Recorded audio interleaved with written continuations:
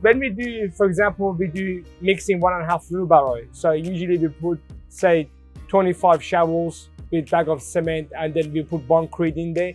And that's when the Soroto comes in. But sometimes when you put a lot of that liquid into the machine, if the arms are not engineering properly, it does become too wet, and then it does become harder to screed with. And then Soroto just gives you that perfect finish.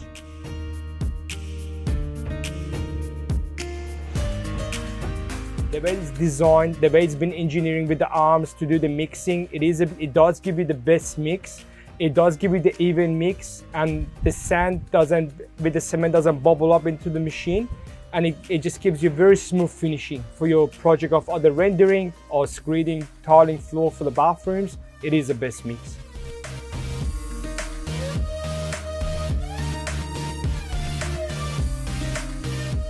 Is probably the best for the younger generation.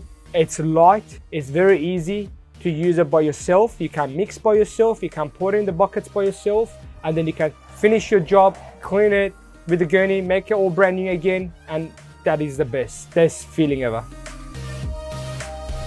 Well, one out of 10, I'll say 10. It is 10. It is the best mix. Simple as that.